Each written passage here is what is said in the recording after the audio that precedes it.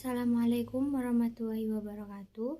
Perkenalkan, nama saya Rofiatur Rutabah, NPM 719212883. Di sini saya akan meresum materi MSDM lanjutan tentang pemberhentian kerja, di mana pemberhentian kerja ini merupakan pemutusan hubungan kerja antara suatu badan usaha atau organisasi dengan seseorang atau beberapa orang pegawai karena suatu sebab tertentu.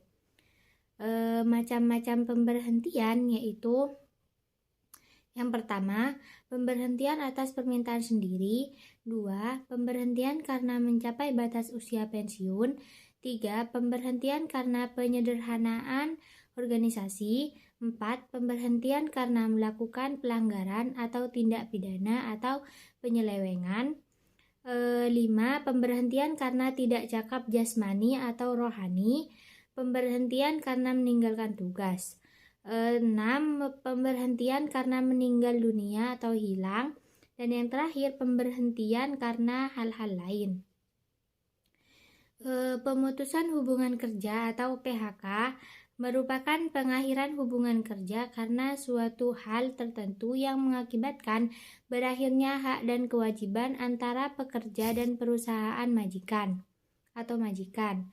Kemudian, standar perburuhan internasional mengatur mengenai PHK. Instrumen hukum perburuhan internasional juga mengakui perlindungan dari PHK yang sewenang-wenang.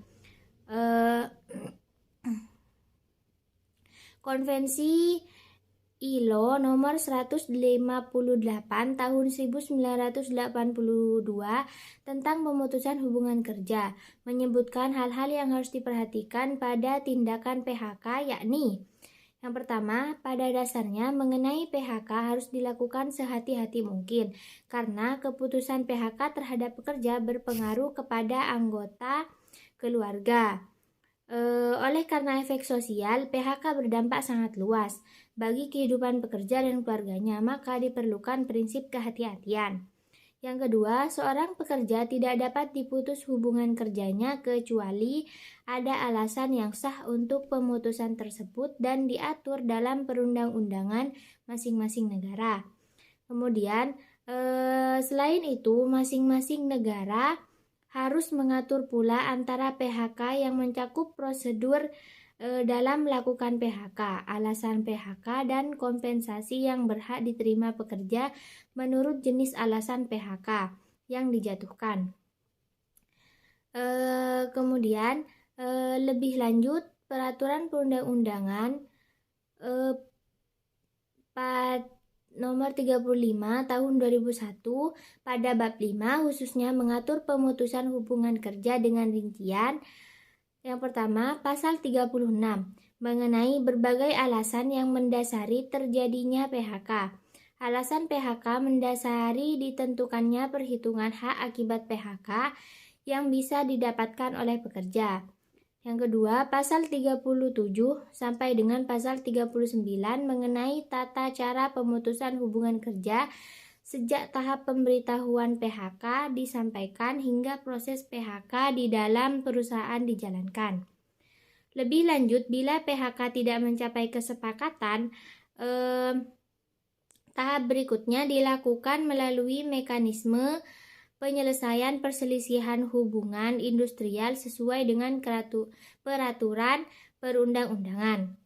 Kemudian pasal 40 sampai dengan pasal 59 mengenai hak akibat pemutusan hubungan kerja, yakni berupa uang pesangon, uang penghargaan masa kerja, uang penggantian hak, dan uang pisah. Perhitungannya berdasarkan alasan atau dasar dijatuhkannya PHK.